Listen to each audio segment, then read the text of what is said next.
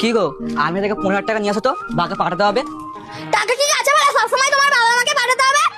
আরে ওরা খুব সমস্যায় আছে, না পাঠালে ওরা অসুবিধায় পড়ে যাবে। দেখো, কে অসুবিধায় পড়বে আর না পড়বে আমাদের জানার দরকার নেই, আমাদেরও তো একটা ভবিষ্যৎ বলে কিছু আছে। তুমি ওদেরকে সরাসরি বলে দাও আমাদের কাছে কোনো টাকা পয়সা নেই।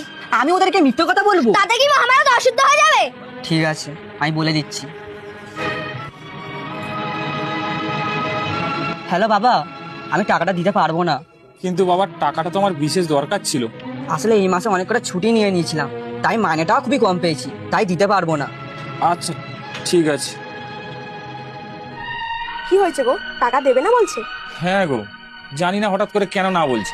আমাকে তো কালকে বললো পাঠিয়ে দেবে, আজকে হঠাৎ কি হলো কি জানে। কই আমাকে ফোনটা দাও তো। বাহ, তোমার তো দারুণ বুদ্ধি, তুমি তো বানিয়ে বানিয়ে বেশ ভালোই মিথ্যে কথা বলতে পারো। দাঁড়াও, আমাকে কে ফোন করেছে? হ্যাঁ মা, বলো।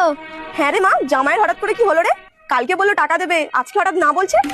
কি, টাকাটা তোমরা চেয়েছিলে? হ্যাঁ রে মা, টাকাটা আমাদের খুব দরকার। তুই তো জানিস তোর বাবা 2 মাস ধরে অসুস্থ ছিল, কাজে যেতে পারেনি।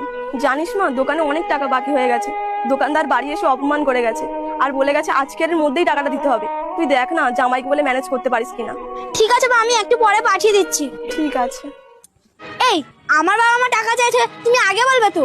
হ্যাঁ, তোমার বাবাই বলেছিল টাকাটা দিতে। তাহলে টাকাটা এক্ষুনি পাঠিয়ে দাও। না, কোনো টাকা পাঠাবো না। তোমার মামার বেলায় তুমি দরদ দেখাচ্ছ, অথচ আমার মামার বেলায় তুমি অনীহা দেখাচ্ছ। কারণটা কি?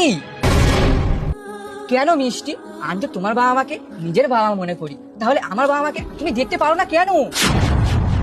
ঠিক আছে, তুমি যখন তোমার জায়গা ঠিক, আমি তাহলে আমার জায়গা ঠিক।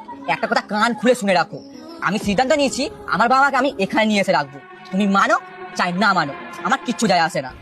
হ্যাঁ গো, আমি এতদিন যা করেছি সব অন্যায় করেছি, আমাকে ক্ষমা করে দিও। ঠিক আছে ওটো, তুমি যখন তোমার ভুলটা বুঝতে পেরেছো, এটাই যথেষ্ট।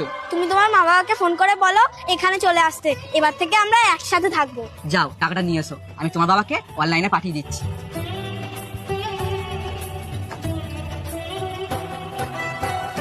হ্যালো বাবা, তুমি মাকে নিয়ে কালকে এখানে চলে এসো, আমরা এবার থেকে সবাই মিলে একসঙ্গে থাকবো।